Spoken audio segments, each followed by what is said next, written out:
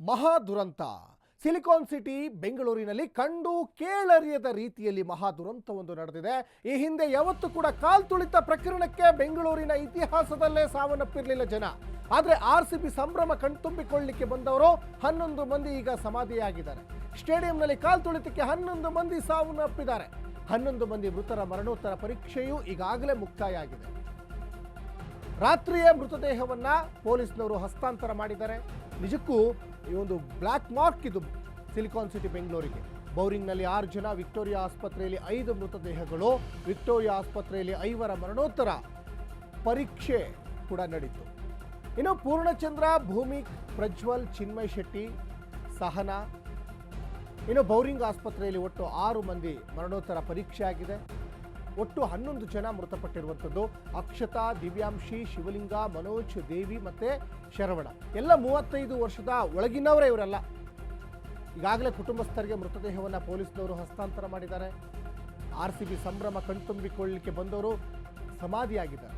ನಿಜಕ್ಕೂ ಈ ಸೆಲೆಬ್ರೇಷನ್ ಬೇಕಿತ್ತಾ ಅನ್ನುವಂತಹ ಆಲೋಚನೆಗಳು ಸಹಜವಾಗಿಯೇ ಬರ್ತಾ ಇದೆ. ಯಾಕಂದರೆ 17 ವರ್ಷದ ಕಾಯುವಿಕೆಯ ನಂತರ 18ನೇ ಆವೃತ್ತಿಯಲ್ಲಿ ಆರ್ಸಿಬಿ ಕಪ್ ಗೆಲ್ತು. ಆರ್ಸಿಬಿಗೋಸ್ಕರ ಅನೇಕ ಆರ್ಸಿಬಿ ಫ್ಯಾನ್ಸ್ಗಳು ಪ್ರೇಯರ್ ಮಾಡ್ತಾ ಇದ್ರು. ನೋಡಿ, ಆ ದೃಶ್ಯಾವಳಿಯಲ್ಲಿ ಕೂಡ ಗಮನಿಸ್ತಾ ಇದ್ದೀರಾ ನಿನ್ನೆ ಹೆಂಗೆ ಎಡವಟ್ಟುಗಳಾಗ್ತಾ ಹೋಗಿದ್ವು ಅಂತ. ನೋಡಿ, ಆ ಸೀನ್ ಬೈ ಸೀನ್ಗಳನ್ನು ಗಮನಿಸ್ತಾ ಇದ್ದೀರಾ. ಸಾಕಷ್ಟು ಜನ ಅಲ್ಲಿ ಕುಸ್ತು ಬಿದ್ದುಬಿಡ್ತಾರೆ. ಸಾಕಷ್ಟು ಜನರಿಗೆ ಏನಾಗಿದೆ ಅಂತಲೇ ಗೊತ್ತಾಗ್ತಾ ಇಲ್ಲ. ಅಲ್ಲಿದ್ದಂತಹ ಸೆಲೆಬ್ರೇಷನ್ ಮಾಡಲಿಕ್ಕೆ ಬಂದಂತಹ ಅಭಿಮಾನಿಗಳಿರ್ಬೋದು ಅಥವಾ ಅಲ್ಲಿಯ ಸಿಬ್ಬಂದಿಗಳಿರ್ಬೋದು, ಅವ್ರನ್ನೆಲ್ಲ ಕರ್ಕೊಂಡು ಆಸ್ಪತ್ರೆಗಳಿಗೆ ಸಾಕ್ತಾ ಇರುವಂತಹ ದೃಶ್ಯಗಳು ಗಮನಿಸ್ತಾ ಇದ್ದೀರಾ. ಈಗ ಸಾಕಷ್ಟು ಜನ ಬಂದಿದ್ದಾರೆ. ಒಂದು ಕಡೆ ಪೊಲೀಸ್ನವರು ಕೂಡ ಎಚ್ಚರಿಕೆಯಿಂದ ಇರಬೇಕಾಗಿತ್ತು. ಸರ್ಕಾರ ಸೂಕ್ತ ಕ್ರಮಗಳನ್ನು ತೆಗೆದುಕೊಳ್ಬೇಕಾಗಿತ್ತು. ಯಾಕಂದರೆ ಕಿರಿದಾದಂತಹ ಜಾಗದಲ್ಲಿ ಲಕ್ಷ ಜನ ಬಂದಾಗ ಹೆಂಗೆ ಪರಿಸ್ಥಿತಿ ಆಗ್ತದೆ ಅನ್ನೋವಂಥದ್ದು. ಯಾಕಂದರೆ ಇಲ್ಲಿ ಸಹಜವಾಗಿ ಈಗ ಚಿನ್ನಸ್ವಾಮಿ ಸ್ಟೇಡಿಯಂನ ಗೇಟ್ಗಳಿರ್ಬೋದು ಕಿರಿದಾಗಿದ್ದಾವೆ, ಚಿಕ್ಕ ಗೇಟ್ಗಳು. ಯಾಕಂದರೆ ಅಲ್ಲಿ ಸೂಕ್ತ ವ್ಯವಸ್ಥೆ ಮಾಡಿಕೊಂಡಿಲ್ಲ. ಆಮೇಲೆ ಲಕ್ಷ ಜನ ಬರ್ತಾರೆ ಅನ್ನೋವಂಥದ್ದು ಕೂಡ ಗೊತ್ತಿತ್ತು. ಮಿನಿಮಮ್ ಏನಿಲ್ಲ ಅಂದೊಂದು 5 ಲಕ್ಷ ಜನನಾದರೂ ಬಂದಿದ್ದಾರೆ ನಿನ್ನೆ. ಮಿನಿಮಮ್ ಅದಕ್ಕಿಂತ ಜಾಸ್ತಿ ಬಂದಿರ್ಬೋದು. 5 ಲಕ್ಷಕ್ಕಿಂತ ಹೆಚ್ಚಿನ ಜನ ನಿನ್ನೆಯ ಕಾರ್ಯಕ್ರಮಕ್ಕೆ ಬಂದಿರ್ತಾರೆ. ಸರ್ಕಾರಕ್ಕೆ ಒಂದು ಸಣ್ಣ ಸುಳಿವು ಇರಲಿಲ್ವಾ? ಹಾಗಾದರೆ ಇಷ್ಟು ಜನ ಬರ್ತಾರೆ, ನಾವು ಎಷ್ಟು ಸೂಕ್ತ ಕ್ರಮಗಳನ್ನು ತೆಗೆದುಕೊಳ್ಬೇಕಾಗ್ತದೆ ಅಂತ. ಬೇರೆ ರ್ಯಾಲಿ ಮಾಡ್ತಾ ಇದ್ದಂಥ ಸಂದರ್ಭದಲ್ಲಿ, ಆಮೇಲೆ 144 ಸೆಕ್ಷನ್ ಮಾಡ್ತಾ ಇದ್ದಂಥ ಸಂದರ್ಭದಲ್ಲೆಲ್ಲ ನೀವು ರಸ್ತೆಗಳನ್ನು ಬಂದ್ ಮಾಡ್ತೀರಾ, ಬ್ಯಾರಿಕೇಡನ್ನು ಸೂಕ್ತ ವ್ಯವಸ್ಥೆಯನ್ನು ಮಾಡ್ತೀರಾ, ಫ್ಲೈಓವರ್ನೆಲ್ಲ ಬಂದ್ ಮಾಡ್ತೀರಾ. ಆದರೆ ಈಗ ಯಾಕೆ ಮಾಡಲಿಲ್ಲ? ಇಲ್ಲಿ ಸರ್ಕಾರದ ಫೇಲ್ಯೂರ್ ಎದ್ದು ಕಾಣ್ತಾ ಇದೆ, ಪೊಲೀಸ್ ಇಲಾಖೆಯ ಫೇಲ್ಯೂರ್ ಎದ್ದು ಕಾಣ್ತಾ ಇದೆ, ಅದ್ರ ಜೊತೆಗೆ ಕ್ರಿಕೆಟ್ ಅಸೋಸಿಯೇಷನ್ ಅವರ ಫೇಲ್ಯೂರ್ ಕೂಡ ಇದರಲ್ಲಿ ಎದ್ದು ಕಾಣಿಸ್ತಾ ಇದೆ.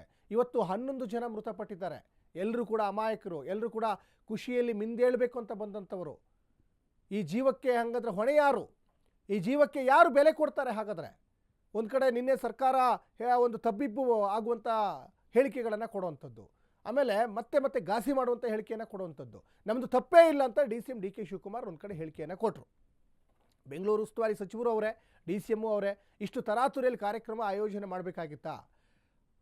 17 ವರ್ಷನೇ ಕಾದಿದ್ದಾರಂತೆ ಕಪ್ಪು ತೆಗೆದುಕೊಳ್ಳಕ್ಕೆ. 17 ವರ್ಷದ ಕಾಯುವಿಕೆ ನಂತರ 18ನೇ ವರ್ಷದಲ್ಲಿ ಕಪ್ ಗೆದ್ದಿದೆ. ಆದರೆ 18 ಗಂಟೆಯಲ್ಲಿ, ಕೇವಲ 18 ಗಂಟೆಯಲ್ಲಿ 11 ಜನ ಈಗ ಮಸಣ ಸೇರಿದ್ದಾರೆ. ಒಂದು ಕಡೆ DCM ಹೇಳ್ತಾರೆ ನಮ್ಮದು ತಪ್ಪಿಲ್ಲ, ಪೊಲೀಸ್ ಇಲಾಖೆನೂ ಭಾಳ ಅಚ್ಚುಕಟ್ಟಾಗಿ ಕೆಲಸ ನಿರ್ವಹಣೆ ಮಾಡಿದೆ, ಹಂಗಾರೆ ಬಂದಂಥ ಫ್ಯಾನ್ಸ್ಗಳಿಗೆ ನಾವು ಲಾಠಿಯಲ್ಲಿ ಹೊಡಿಬೇಕಾಗಿತ್ತ ಅಂತಾರೆ. ನೀವು ಲಾಠಿಯಲ್ಲಿ ಹೊಡೆದಿದ್ರೂ ಪರವಾಗಿರಲಿಲ್ಲ, ಪೊಲೀಸ್ನವರು 1-2 ಏಟು ಹೊಡೆದಿದ್ರೂ ಪರವಾಗಿರಲಿಲ್ಲ. ಆದರೆ ಇಂತಹ ಒಂದು ದುರಂತವನ್ನು ನೋಡೋಕ್ಕಾಗ್ತಾ ಇಲ್ಲ ಕಣ್ಣಲ್ಲಿ ಯಾರಿಗೂ. ಇದು ಕರ್ನಾಟಕಕ್ಕೆ ಒಂದು ಕಪ್ಪು ಚುಕ್ಕಿ. ಇದು ಕರ್ನಾಟಕಕ್ಕೆ ಒಂದು ನಿಜಕ್ಕೂ ಇದೊಂಥರ ಕಪ್ಪು ಛಾಯೆ ಆವರಿಸ್ತಾ ಇದೆ. ಯಾಕಂದರೆ ಸೀನ್ ಬೈ ಸೀನ್ ಗಮನಿಸ್ತಾ ಇದ್ದಾರೆ ನೀನು. ಅನೇಕ ಜನ ನುಗ್ಗಲಲ್ಲಿ ಇವಾಗ ಸಾವನ್ನಪ್ಪಿದ್ದಾರೆ, ಅನೇಕ ಜನ. ಮತ್ತು 11 ಜನ ಸಾವನ್ನಪ್ಪಿದ್ದಾರೆ. ಸಾಕಷ್ಟು ಜನರಿಗೆ ಗಾಯ ಆಗಿದೆ. ಸುಮಾರು ನಿನ್ನೆ CM ಸಿದ್ದರಾಮಯ್ಯನವರೇ ಅವನು ಡಿಕ್ಲೇರ್ ಮಾಡಿದರು 47 ಜನರಿಗೆ ಗಾಯ ಆಗಿದೆ ಅಂತ. ಅದರಲ್ಲಿ ಕೆಲವರು ಇಂಜೆಕ್ಷನ್ನು ಮತ್ತು ಟ್ರೀಟ್ಮೆಂಟನ್ನು ತಗೊಂಡು ಅವ್ರು ಹೋಗಿದ್ದಾರೆ. ಆದರೆ ಈಗ 33 ಜನ ಆಸ್ಪತ್ರೆಯಲ್ಲಿ ಟ್ರೀಟ್ಮೆಂಟನ್ನು ಪಡ್ಕೊಳ್ತಾ ಇದ್ದಾರೆ. ಇಷ್ಟು ತರಾತುರಿಯಲ್ಲಿ ಮಾಡುವಂತಹ ಅನಿವಾರ್ಯತೆ ಏನಾದರೂ ಇತ್ತ ಕಾರ್ಯಕ್ರಮನ? ಸಹಜವಾಗಿ ಪ್ರತಿಯೊಬ್ಬರು ಕೂಡ ಈಗ ಪ್ರಶ್ನೆ ಮಾಡ್ತಾ ಇರುವಂಥದ್ದೇ. ಯಾಕಂದರೆ ನಿಮ್ಮಲ್ಲಿ ಸೂಕ್ತ ಭದ್ರತೆ ಇಲ್ಲ, ಸೂಕ್ತ ಕ್ರಮ ಇಲ್ಲ, ಇಷ್ಟು ಕ್ರೌಡ್ ಆಗ್ತದೆ ಅಂತ ನಿಮಗೊಂದು ಸಣ್ಣ ಪರಿಜ್ಞಾನ ಇಲ್ವಾ? ವಿರಾಟ್ ಕೊಹ್ಲಿಗೆ ಏನು ಸಾವಿರಾರು ಜನ ಅಷ್ಟೇನಾ ಹಾಗಾದರೆ ಫ್ಯಾನ್ಸ್ ಇರೋದು? ಕೋಟಿಗಟ್ಟಲೆ ಫ್ಯಾನ್ಸ್ ಇದ್ದಾರೆ. ಬರೀ ಕರ್ನಾಟಕ ಅಲ್ಲ, ದೇಶ ಅಲ್ಲ, ವಿದೇಶದಲ್ಲೂ ಕೂಡ. ಇವತ್ತು ವಿರಾಟ್ ಕೊಹ್ಲಿಯನ್ನು ಪ್ರೀತಿಸುವ, ಆರಾಧಿಸುವ, ಗೌರವಿಸುವ ಅನೇಕ ಫ್ಯಾನ್ಸ್ ಇದ್ದಾರೆ. ಹಾಗಾಗಿ ಒಂದು ಕಾಮನ್ ಸೆನ್ಸ್ ಇರಬೇಕಾಗಿತ್ತು ಸರ್ಕಾರಕ್ಕೆ, ಒಂದು ಸಣ್ಣ ಸುಳಿವಾದರೂ ಇರಬೇಕಾಗಿತ್ತು ಪೊಲೀಸ್ ಇಲಾಖೆಗೆ. ಇಲ್ಲಿ ಸಾಕಷ್ಟು ಜನ ಬರ್ತಾರೆ. ಭೀಕರ ದುರಂತದಲ್ಲಿ ಇಂಜಿನಿಯರ್ ಸಹನಾ ಸಾವನ್ನಪ್ಪಿದ್ದಾರೆ. ನಿಜಕ್ಕೂ ಎಂಥವರಿಗಾದರೂ ಕೂಡ ಹೃದಯ ಹಿಂಡುವಂಥ ಘಟನೆ ಇವೆಲ್ಲ. ಕೋಲಾರದ KGFನ ಬಡಮಾಕನಹಳ್ಳಿಯ ಸಹನಾ ಸೆಲೆಬ್ರೇಷನ್ ಅನ್ನು ಕಣ್ತುಂಬಿಕೊಳ್ಳಲಿಕ್ಕೆ ಆ ಯುವತಿ ಬಂದಿದ್ರು. ಸಹನಾ ಕೋಲಾರದಿಂದ ಬೆಂಗಳೂರಿಗೆ ಬಂದಿದ್ರು. ಕ್ಯಾಂಪಸ್ ಸೆಲೆಕ್ಷನ್ ಅಲ್ಲಿ 2 ವರ್ಷ ಕೆಲಸ ಕೂಡ ಸಿಕ್ಕಿತ್ತು ಅವರಿಗೆ. ಖಾಸಗಿ ಕಂಪನಿಯಲ್ಲಿ ಕೆಲಸ ಕೂಡ ಮಾಡ್ತಾ ಇದ್ರು ಸಹನಾ. ಕೋಲಾರದಿಂದ ದೂರದ ಬೆಂಗಳೂರಿಗೆ ಸೆಲೆಬ್ರೇಷನ್ಗೆ ಬಂದಂತಹ ಸಹನಾ, ಕೋಲಾರದ ಸ್ವಗ್ರಾಮದ ಸಹನಾ ಮೃತದೇಹ ಈಗಾಗಲೇ ಶಿಫ್ಟ್ ಆಗಿದೆ. ಮಗಳನ್ನು ಕಳೆದುಕೊಂಡಂತಹ ಕುಟುಂಬಸ್ಥರು ಈಗ ಆಕ್ರಂದನ ಮುಗಿಲು ಮುಟ್ಟಿದೆ. ಭೀಕರ ದುರಂತದಲ್ಲಿ ಇಂಜಿನಿಯರ್ ಸಹನಾ ಅನೇಕ ಕನಸುಗಳನ್ನು ಕಟ್ಕೊಂಡಿದ್ರು, ಅನೇಕ ಆಸೆ ಆಕಾಂಕ್ಷೆಗಳನ್ನು ಇಟ್ಕೊಂಡಿದ್ರು. ಕೋಲಾರದ KGFನ ಬಡಮಾಕನಹಳ್ಳಿಯ ಸಹನಾ ಸೆಲೆಬ್ರೇಷನ್ ಕಣ್ತುಂಬಿಕೊಳ್ಳಲಿಕ್ಕೆ ಬಂದಿದ್ರು ಸಹನಾ. ಆದರೆ ಇವತ್ತು ಏನಾಗಿದೆ? ಸಾವಿನ ಮನೆ ಸೇರಿದ್ದಾರೆ, ಸಮಾಧಿಯಾಗಿದ್ದಾರೆ. ಕ್ಯಾಂಪಸ್ ಸೆಲೆಕ್ಷನ್ ಅಲ್ಲಿ 2 ವರ್ಷ ಕೆಲಸ ಕೂಡ ಸಿಕ್ಕಿತ್ತು ಸಹನಾಗೆ. ಖಾಸಗಿ ಕಂಪನಿಯಲ್ಲಿ ಕೆಲಸ ಕೂಡ ಮಾಡ್ತಾ ಇದ್ರು ಸಹನಾ. ಅವರ ಪೋಷಕರು ಅನೇಕ ಕನಸುಗಳನ್ನು ಇಟ್ಕೊಂಡಿದ್ರು, ಕಷ್ಟಪಟ್ಟು ಓದಿಸಿದ್ದಾರೆ, ಇಂಜಿನಿಯರಿಂಗ್ ಮಾಡಿಸಿದ್ದಾರೆ. ದೃಶ್ಯಾವಳಿಯಲ್ಲಿ ಗಮನಿಸ್ತಾ ಇದ್ದೀರಾ. ಇಂತಹ ಒಂದು ಸನ್ನಿವೇಶಗಳನ್ನು ಗಮನಿಸ್ತಾ ಹೋದರೆ ಎಂಥವರಿಗಾದರೂ ಕೂಡ ಹೃದಯ ಹಿಂಡುತ್ತೆ, ಕರುಳು ಚುರುಕಾನುತ್ತೆ. ಯಾಕಂದರೆ ಆಳೆತ್ತರಕ್ಕೆ ಬೆಳೆದು ನಿಂತಿರುವಂತಹ ಮನೆ ಮಕ್ಕಳನ್ನು ಕಳ್ಕೊಂಡಂತಹ ಪೋಷಕರು ಇವತ್ತು ಕಣ್ಣೀರ ಕೋಡಿಯಲ್ಲಿ ಕಾಲ ಕಳೀತಾ ಇದ್ದಾರೆ. ನಿನ್ನೆ ವಿಕ್ಟೋರಿಯಾ ಆಸ್ಪತ್ರೆಗೆ ಭೇಟಿ ಕೊಟ್ಟಂಥ ಸಂದರ್ಭದಲ್ಲಿ, ವೈದೇಹಿ ಆಸ್ಪತ್ರೆಗೆ ಭೇಟಿ ಕೊಟ್ಟಂಥ ಸಂದರ್ಭದಲ್ಲಿ CM ಸಿದ್ದರಾಮಯ್ಯನವ್ರ ಎದುರುಗಡೆ, ಅಶೋಕ್ ಎದುರುಗಡೆ ಗಳಗಳ ಅಂತ ಸಾಕಷ್ಟು ಜನ ಹತ್ರು, ಕಣ್ಣೀರಿಟ್ರು. ಇದ್ದ ಒಬ್ಬ ಮಗನನ್ನು ನಾವು ಕಳ್ಕೊಂಡಿದ್ದೀವಿ ಅಂತ ಸಾಕಷ್ಟು ಪರಿತಪಿಸಿದ್ರು. ಯಾಕಂದರೆ ಇಂತಹ ಸೆಲೆಬ್ರೇಷನ್ನಿಗೆ ಬರೋದು ಸಹಜ, ಫ್ಯಾನ್ಸ್ಗಳು ಬರೋದು ಸಹಜ. ಇವತ್ತು ವಿರಾಟ್ ಕೊಹ್ಲಿನ ನಾವು ಎದುರುಗಡೆ ನೋಡಬೇಕು, ರಜತ್ ಪಾಟೀದಾರ್ನ ಎದುರುಗಡೆ ನೋಡಬೇಕು, ಕ್ರಿಸ್ ಗೇಲ್ನ ಎದುರುಗಡೆ ನೋಡಬೇಕು ಅಂತ ಅನೇಕ ಜನ ಇಷ್ಟಪಡೋದ್ರಲ್ಲಿ ತಪ್ಪೇನೂ ಇಲ್ಲ. ಆದರೆ ನೀವು ಸೂಕ್ತ ವ್ಯವಸ್ಥೆನೇ ಮಾಡಿಕೊಂಡಿಲ್ಲ. 2 ಕಾರ್ಯಕ್ರಮ ನಿನ್ನೆ ಅವಶ್ಯಕತೆ ಇತ್ತ. ಒಂದು ಕಡೆ ಅವರಿಗೆ ಅಭಿನಂದನಾ ಕಾರ್ಯಕ್ರಮ, ಸನ್ಮಾನ ಕಾರ್ಯಕ್ರಮ, ಮತ್ತೊಂದು ಕಡೆ ಮೆರವಣಿಗೆ.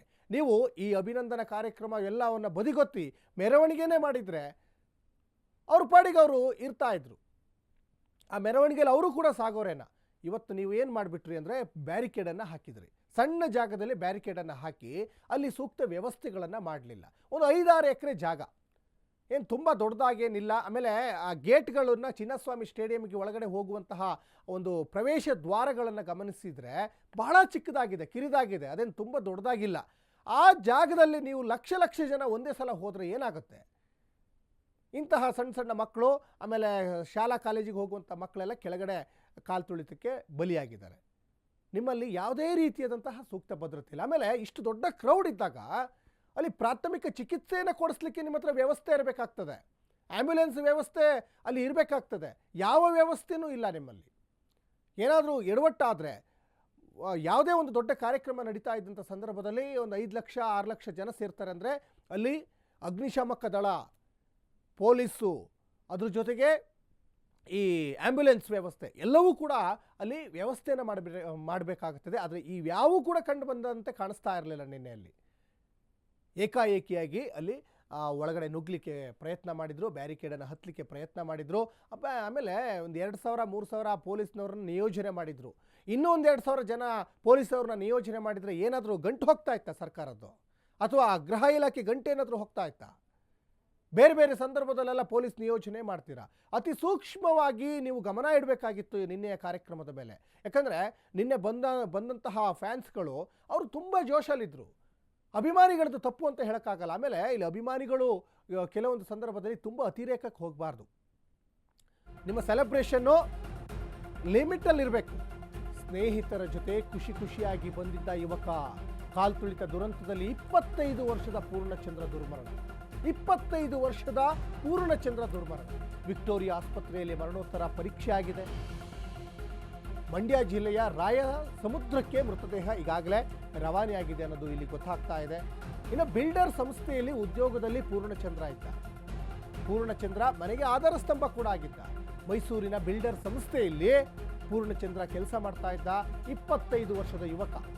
ನಿನ್ನೆ RCB ಸಂಭ್ರಮಾಚರಣೆಗೆ ಸ್ನೇಹಿತರೊಂದಿಗೆ ಆತ ಬಂದಿದ್ದ ಅನ್ನೋದು ಕೂಡ ಗೊತ್ತಾಗುತ್ತೆ. ಸ್ಟೇಡಿಯಂ ಬಳಿ ಕಾಲ್ ತುಳಿತಕ್ಕೆ ಸಿಲುಕಿ ಪೂರ್ಣಚಂದ್ರ ಸಾವನ್ನಪ್ಪಿದ್ದಾರೆ. ನೋಡಿ, ಎಲ್ಲ 25 ವರ್ಷ 30 ವರ್ಷ ಆಸುಪಾಸಿನವರೇ. ಸ್ನೇಹಿತರ ಜೊತೆ ಖುಷಿ ಖುಷಿಯಾಗಿ ಬಂದಿದ್ದ ಯುವಕ, ಕುಣಿದು ಕುಪ್ಪಳಿಸ್ಲಿಕ್ಕೆ ಬಂದಿದ್ದ ಪೂರ್ಣಚಂದ್ರ, ಕಾಲ್ತೊಳಿತ ದುರಂತದಲ್ಲಿ ಪೂರ್ಣಚಂದ್ರ ಈಗ ದುರ್ಮರಣ ಹೊಂದಿದ್ದಾರೆ. ಸರ್ಕಾರ ಏನು ಉತ್ತರ ಕೊಡುತ್ತೆ ಪೂರ್ಣಚಂದ್ರ ಫ್ಯಾಮಿಲಿಗೆ? ವಿಕ್ಟೋರಿಯಾ ಆಸ್ಪತ್ರೆಯಲ್ಲಿ ಒಂದು ಕಡೆ ಮರಣೋತ್ತರ ಪರೀಕ್ಷೆ ಆಯಿತು, ಮೃತದೇಹ ಶಿಫ್ಟ್ ಮಾಡಿದ್ದಾರೆ. ಮಂಡ್ಯ ಜಿಲ್ಲೆಯ ರಾಯಸಮುದ್ರಕ್ಕೆ ಮೃತದೇಹ ರವಾನೆ ಕೂಡ ಆಗಿದೆ. ಮಂಡ್ಯ ಹುಡುಗ ಬಿಲ್ಡರ್ ಸಂಸ್ಥೆಯಲ್ಲಿ ಉದ್ಯೋಗ ಕೂಡ ಮಾಡ್ತಾ ಇದ್ದ, ಮನೆಗೆ ಆಧಾರ ಸ್ತಂಭ ಆಗಿದ್ದ. ಯಾಕಂದರೆ 25 ವರ್ಷ ಅಂದರೆ ಸಹಜವಾಗಿ ಮನೆಗೆ ಆಧಾರ ಸ್ತಂಭ ಆಗಿರ್ತಾರೆ. ಪೋಷಕರಿಗೆ ಸಾಕಷ್ಟು ಆರ್ಥಿಕವಾಗಿ ಸಹಾಯ ಮಾಡಬೇಕು ಅಂತ ಒಂದು ಕಡೆ ಸಂಸ್ಥೆಯಲ್ಲಿ, ಬಿಲ್ಡರ್ ಸಂಸ್ಥೆಯಲ್ಲಿ ಕೆಲಸ ಕೂಡ ಮಾಡ್ತಾ ಇದ್ದ. ಇಂತಹ ಯುವಕರೇ ಇವತ್ತು ನಿನ್ನೆಯ ದುರಂತದಲ್ಲಿ ಬಲಿಯಾಗಿದ್ದಾರೆ. 8 ವರ್ಷದ ಮಗು ಹೋಗಿದೆ, 13 ವರ್ಷದ ಮಗು ಈಗ ಸಾವನ್ನಪ್ಪಿದೆ. ಎಂಥ ಪರಿಸ್ಥಿತಿ ನೋಡಿ. 14 ವರ್ಷ ಅಂದರೆ 9ನೇ ತರಗತಿಯಲ್ಲಿ ಓದ್ತಾ ಇದ್ದಂತಹ ಒಂದು ವಿದ್ಯಾರ್ಥಿನಿ, 25 ವರ್ಷ, 26 ವರ್ಷ, 21 ವರ್ಷ, ಹೀಗೆ ಸಾಕಷ್ಟು ಜನ 25 ವರ್ಷಕ್ಕಿಂತ ಒಳಗಡೆ ಇದ್ದಂಥವರೇ ಇವತ್ತು ಜೀವ ಕಳ್ಕೊಂಡ್ಬಿಟ್ಟಿದ್ದಾರೆ. ಪೋಷಕರಿಗೆ ನಿಜಕ್ಕೂ ಒಂಥರ ಏನು ಮಾಡಬೇಕು ಗೊತ್ತಾಗ್ತಾ ಇಲ್ಲ, ಯಾರ ಹತ್ರ ನೋವು ತೋಡ್ಕೋಬೇಕು ಗೊತ್ತಾಗ್ತಾ ಇಲ್ಲ. ಕಣ್ಣೀರು ಬಿಟ್ಟರೆ ಬೇರೆ ಏನೂ ಉತ್ತರ ಇಲ್ಲ ಅವ್ರ ಹತ್ರ. ಇನ್ನೇನು ಮಾಡೋಕ್ಕೆ ಸಾಧ್ಯ ಆಗ್ತದೆ? ಅಸಹಾಯಕರಾಗಿಬಿಟ್ಟಿದ್ದಾರೆ. ಆಮೇಲೆ ಸಾಕಷ್ಟು ಕೆಲವೊಂದು ವಿದ್ಯಾರ್ಥಿಗಳೆಲ್ಲ ಕಾಲೇಜಿಗೆ ಹೋಗ್ತೀನಿ, TC ತಗೊಂಡು ಬರ್ತೀನಿ ಅಂತ ಹೇಳಿಬಿಟ್ಟು ಸೆಲೆಬ್ರೇಷನಿಗೆ ಬಂದಿದ್ದಾರೆ. ಮನೆ ಮಂದಿಗೂ ಕೂಡ ಗೊತ್ತಿಲ್ಲ. ಮತ್ತು ಸಾಕಷ್ಟು ಜನ ಪೋಷಕರು ಹೇಳ್ತಾ ಇದ್ರು, ನಮ್ಮ ಮಕ್ಕಳು ಮುಖನೇ ನೋಡಿಲ್ಲ, ಅವ್ರು ಸೆಲೆಬ್ರೇಷನಿಗೆ ಬಂದಿದ್ದಾರೆ ಅಂತ. TC ತರಲಿಕ್ಕೆ ಬಂದಿದ್ದ ಬಾಲಕ ಕಾಲ್ತುಳಿತದಲ್ಲಿ ಸಾವನ್ನಪ್ಪಿದ್ದಾನೆ. ಯಲಹಂಕ ಸರ್ಕಾರಿ ಶಾಲೆಯಲ್ಲಿ ಶಿವಲಿಂಗ ಓದ್ತಾ ಇದ್ದ. ಶಿವಲಿಂಗ TC ತರಲಿಕ್ಕಂತ ಹೋಗ್ತೀನಿ ಅಂತ ಮನೇಲಿ ಹೇಳಿದ್ದ. ಯಾದಗಿರಿಯ ರಾಮಚಂದ್ರ ಮೂಲದ ಬಾಲಕ TC ತರಲಿಕ್ಕೆ ಹೋಗ್ತೀನಿ ಅಂತ ಹೇಳಿದವನು ಸೆಲೆಬ್ರೇಷನ್ಗೆ ಹೋಗಿ ಸಾವನ್ನಪ್ಪಿದ್ದಾನೆ. ಬೌರಿಂಗ್ ಆಸ್ಪತ್ರೆಯಲ್ಲಿ ನಡೆದ ಮರಣೋತ್ತರ ಪರೀಕ್ಷೆಯಲ್ಲಿ ಈಗ ಮೃತದೇಹ ಶಿಫ್ಟ್ ಮಾಡಿದ್ದಾರೆ. ಯಲಹಂಕ ಕಣ್ಣೂರಿನಲ್ಲಿ ವಾಸವಾಗಿದ್ದಂತಹ ಕುಟುಂಬ ಅದು. ದ್ವಿತೀಯ PUCಗೆ ಸೇರಲಿಕ್ಕೆ TC ತರಲಿಕ್ಕೆ ಹೋಗ್ತೀನಿ ಅಂತ ಹೇಳಿ, ಶಾಲೆಗೆ ಹೋಗ್ತೀನಿ ಅಂತ ಹೇಳಿ ಸೆಲೆಬ್ರೇಷನ್ಗೆ ಬಂದಿದ್ದ. ಆ ಸಂದರ್ಭದಲ್ಲಿ ನೇರವಾಗಿ ಕ್ರೀಡಾಂಗಣಕ್ಕೆ ಆ ಬಾಲಕ ಬಂದಿದ್ದ. ನೋಡಿ, ಶಿವಲಿಂಗ TC ತರಲಿಕ್ಕೆ ಹೋಗ್ತೀನಿ ಅಂತ ಹೇಳಿಬಿಟ್ಟು ಸೆಲೆಬ್ರೇಷನ್ಗೆ ಹೋಗಿ ಈಗ ಸಮಾಧಿ ಮನೆ ಸೇರಿದ್ದಾರೆ. ಯಾದಗಿರಿಯ ರಾಮಚಂದ್ರ ಗ್ರಾಮಕ್ಕೆ ಈಗಾಗಲೇ ಮೃತದೇಹ ಶಿಫ್ಟ್ ಆಗಿದೆ. ಎಷ್ಟು ಜನ ಮಕ್ಕಳು ಆಸೆ ಪಡ್ತಾರೆ ಕ್ರಿಕೆಟ್ ಅಂದರೆ, ಎಷ್ಟು ಜನ ಮಕ್ಕಳು ಇಷ್ಟಪಡ್ತಾರೆ ಕೊಹ್ಲಿ ಅಂದರೆ. ಯಾಕಂದರೆ 17 ವರ್ಷದ ಕಾಯುವಿಕೆ ಅಂದ್ರೆ ಸುಮ್ಮನೆ ಮಾತಲ್ಲ. ಒಂದು ಕಡೆ 17 ವರ್ಷದಿಂದ ಕೂಡ ಕಪ್ಪು ಗೆಲ್ಲದೇ ಇದ್ರೂ ಕೂಡ ವಿರಾಟ್ ಕೊಹ್ಲಿ ಟೀಮ್ ಚೇಂಜ್ ಮಾಡಲಿಲ್ಲ. ಆ ಒಂದು ಖುಷಿ ಇವತ್ತು ಅನೇಕ ಬೆಂಗಳೂರಿನ RCB ಫ್ಯಾನ್ಸ್ಗೆ ಇದೆ. ವಿರಾಟ್ ಕೊಹ್ಲಿ ಮೇಲೆ ಯಾಕೆ ಇಷ್ಟೊಂದು ಪ್ರೀತಿ ಇದೆ ಅಂದರೆ 17 ವರ್ಷದಿಂದ ಯಾವುದೇ ಟೀಮನ್ನು ಚೇಂಜ್ ಮಾಡಲಿಲ್ಲ. ಹಾಗಾಗಿ ಇವತ್ತು ವಿರಾಟ್ ಕೊಹ್ಲಿ ಧರಿಸುವಂತಹ 18ನೇ ನಂಬರ್ನ ಜೆರ್ಸಿಯನ್ನೇ ಹಾಕ್ಕೊಂಡು ಅನೇಕ ಜನ ಫೀಲ್ಡಿಗೆ ಬಂದಿದ್ರು. ನಿನ್ನೆ ಅನೇಕ ಜನ ಸೆಲೆಬ್ರೇಷನ್ಗೆ ಬಂದಿದ್ರು. ಇವತ್ತು ಆ ಲಿಸ್ಟಲ್ಲಿ ಶಿವಲಿಂಗ ಕೂಡ ಒಬ್ಬ. ಇವತ್ತೇನು ಕಾಲ್ತುಳಿತಕ್ಕೆ ಬಲಿಯಾಗಿದ್ದಾನಲ್ಲ ಶಿವಲಿಂಗ, TC ತರ್ತೀನಿ ಅಂತ. ನೋಡಿ, ಅವರ ಮುಂದಿನ ವಿದ್ಯಾಭ್ಯಾಸಕ್ಕೋಸ್ಕರ ಹಾತೊರಿತಾ ಇದ್ರು ಪೋಷಕರು. ಮಗನ ಭವಿಷ್ಯವನ್ನು ಕಾಣ್ತಾ ಇದ್ರು ಪೋಷಕರು. ಮಗ TC ತರ್ತಾನೆ, ಮುಂದೆ ಅವನ್ನ ವಿದ್ಯಾಭ್ಯಾಸಕ್ಕೆ ಬೇರೆ ಕಾಲೇಜಿಗೆ ಸೇರಿಸಬೇಕು ಅಂತ ಸಾಕಷ್ಟು ಆಸೆ ಆಕಾಂಕ್ಷೆಗಳನ್ನು ಇಟ್ಕೊಂಡಿದ್ರು ಪೋಷಕರು. ಆದರೆ ಏನಾಗಿದೆ, ಇವತ್ತು ಸಮಾಧಿಯಾಗಿ ಹೋಗಿದ್ದಾನೆ. ಕನಸುಗಳೆಲ್ಲ ನುಚ್ಚು ನೂರಾಗಿ ಹೋಗಿದ್ದಾವೆ. ಅನೇಕ ಜನ ಇವತ್ತು ನೋಡಿ, ಕೋಲಾರದ ಸಹನ ಇರ್ಬೋದು, ಮಂಡ್ಯದ ಪೂರ್ಣಚಂದ್ರ ಇರ್ಬೋದು, ಏನು ಯಾದಗಿರಿಯ ಶಿವಲಿಂಗ ಇರ್ಬೋದು, ಹೀಗೆ ಅನೇಕ ಜನ ಇವತ್ತು ಎಲ್ಲ ಶಾಲಾ ಕಾಲೇಜಿಗೆ ಹೋಗುವಂಥವ್ರು, ಜೊತೆಗೆ ಇಂಜಿನಿಯರಿಂಗ್ ಮಾಡಿದಂಥವರು, ಉದ್ಯೋಗದಲ್ಲಿದ್ದಂಥವರು, ಅನೇಕ ಕಂಪನಿಯಲ್ಲಿ ಕೆಲಸ ಮಾಡ್ತಾ ಇದ್ದಂಥವರು ವಿದ್ಯಾರ್ಥಿಗಳಾಗಿದ್ದಾರೆ. ಯಾರು ಹಾಗಾದರೆ ಹೊಣೆಗಾರರು ಈ ಸಾವಿಗೆ? ಸರ್ಕಾರ ಉತ್ತರ ಏನು ಕೊಡಬೇಕೀಗ? ಹಾಗಾದರೆ ಸರ್ಕಾರ ಉತ್ತರ ಕೊಡಲೇಬೇಕು. ಸರ್ಕಾರವೇ ತಲೆದಂಡ ಇದಕ್ಕೆ. ಪೊಲೀಸ್ ಇಲಾಖೆಯೇ ಇದರ ಬೇಜವಾಬ್ದಾರಿಯಾಗಿದೆ, ಅದರ ಹೊಣೆಗಾರಿಕೆಯನ್ನು ಹೊತ್ಕೊಳ್ಳಲೇಬೇಕಾಗ್ತದೆ. ಕ್ರಿಕೆಟ್ ಅಸೋಸಿಯೇಷನ್ ಅವರು ಕೂಡ ಇದರಲ್ಲೇ ಭಾಗಿದಾರರೇ. ಇಲ್ಲಿ ಸಹಜವಾಗಿ ಬೆಂಗಳೂರಿನ ಇತಿಹಾಸದಲ್ಲಿ ಈ ಹಿಂದೆ ಯಾವತ್ತೂ ಕೂಡ ಕಾಲ್ತುಳಿತದಲ್ಲೇ ಸಾವನ್ನಪ್ಪಿಲ್ಲ ಯಾರು. ಕಾಲ್ತುಳಿತ ಪ್ರಕರಣವೇ ಆಗಿಲ್ಲ ಬೆಂಗಳೂರಿನಲ್ಲಿ. ಇನ್ನು ದೂರದ ಉತ್ತರ ಭಾರತದಲ್ಲಿ ಕುಂಭಮೇಳ ನಡೀತಾ ಇದ್ದಂಥ ಸಂದರ್ಭದಲ್ಲಿ ಆಗಿರಬಹುದು. ಯಾಕಂದರೆ ಅಲ್ಲಿ ಕೋಟಿ ಕೋಟಿ ಜನ ಬಂದಿದ್ದಾರೆ, ಅದು ಸಹಜವಾಗಿ ಆಗಿರುತ್ತೆ. RCB ಸಂಭ್ರಮಾಚರಣೆಗೆ ಬಂದಿದ್ದ ವಿದ್ಯಾರ್ಥಿನಿ ಸಾವು. ಕಾಲ್ತುಳಿತ ದುರಂತದಲ್ಲಿ ಚಿನ್ಮಯ್ 19 ವರ್ಷ ದುರ್ಮರಣ. ರಾತ್ರಿಯೇ ಚಿನ್ಮಯ್ ಮರಣೋತ್ತರ ಪರೀಕ್ಷೆ ಈಗ ಮುಕ್ತಾಯ ಆಗಿದೆ ಅಂತ ಕೂಡ ಗೊತ್ತಾಗ್ತಾ ಇದೆ. ಭಾಳ ಬೇಸರ ಆಗುತ್ತೆ. ಕೇವಲ 19 ವರ್ಷ, 20 ವರ್ಷ, 25 ವರ್ಷಕ್ಕೆ ಸಾವನ್ನಪ್ಪಿದ್ದಾರೆ. ವಿಕ್ಟೋರಿಯಾ ಆಸ್ಪತ್ರೆಯಲ್ಲಿ ನಡೆದಂತಹ ಮರಣೋತ್ತರ ಪರೀಕ್ಷೆ, ಮೃತದೇಹ ಶಿಫ್ಟ್ ಆಗಿದೆ. ಮೃತದೇಹ ಪೋಷಕರಿಗೆ ಹಸ್ತಾಂತರವನ್ನು ಮಾಡಿದ್ದಾರೆ ಪೋಷಕರು. ತಿಪ್ಪಸಂದ್ರದ ಮನೆಗೆ ಈಗಾಗಲೇ ಮೃತದೇಹವನ್ನು ಪೋಷಕರು ಕೊಂಡೊಯ್ದಿದ್ದಾರೆ ಅನ್ನೋದು ಇಲ್ಲಿ ಗೊತ್ತಾಗ್ತಾ ಇದೆ. ಹೆಬ್ರಿಯ ಕರುಣಾಕರ ಶೆಟ್ಟಿ ಮತ್ತು ಪೂಜಾ ಶೆಟ್ಟಿ ದಂಪತಿ ಈಗ ಸಾವನ್ನಪ್ಪಿರುವಂಥದ್ದು. ಬೆಂಗಳೂರು ತಿಪ್ಪಸಂದ್ರ ನಿವಾಸಿಯಾಗಿರುವಂತಹ ಚಿನ್ಮಯ್ ಶೆಟ್ಟಿ, ಇವರು ದೂರದ ಹೆಬ್ರಿಯವರು. ಬೆಂಗಳೂರಿನಲ್ಲಿ ವಾಸ ಇದ್ದಾರೆ ಫ್ಯಾಮಿಲಿ. ಖಾಸಗಿ ಕಾಲೇಜಿನಲ್ಲಿ BE ವ್ಯಾಸಂಗ ಮಾಡ್ತಾ ಇದ್ರು ಚಿನ್ಮಯ್. RCB ಸಂಭ್ರಮಾಚರಣೆಗೆ ಆ ವಿದ್ಯಾರ್ಥಿನಿ ಬಂದು ಸಮಾಧಿಯಾಗಿದ್ದಾರೆ. ನಿಜಕ್ಕೂ 19 ವರ್ಷ, ಜಸ್ಟ್ 19 ವರ್ಷ ಅಂದರೆ ಬಾಳಿ ಬದುಕಬೇಕಾದಂಥವರು. ಅನೇಕ ಕನಸುಗಳನ್ನು ಪೋಷಕರು ಇಟ್ಕೊಂಡಿರ್ತಾರೆ. ನನ್ನ ಮಗಳ ವಿದ್ಯಾಭ್ಯಾಸವನ್ನು ಮಾಡಿಸ್ಬೇಕು, ನನ್ನ ಮಗಳಿಗೆ ಹಂಗೆ ಮದುವೆ ಮಾಡಬೇಕು, ಹಿಂಗೆ ಮದುವೆ ಮಾಡಬೇಕು ಅಂತ ಸಾಕಷ್ಟು ಪೋಷಕರು ಆಸೆಯನ್ನು ಇಟ್ಕೊಂಡಿರ್ತಾರೆ. ಇವತ್ತೇನು ಮೃತಪಟ್ಟಿದ್ದಾರಲ್ಲ, ಆಲ್ಮೋಸ್ಟ್ ಮದುವೆ ಆಗದೇ ಇರೋರೇ ಸಾವನ್ನಪ್ಪಿದ್ದಾರೆ.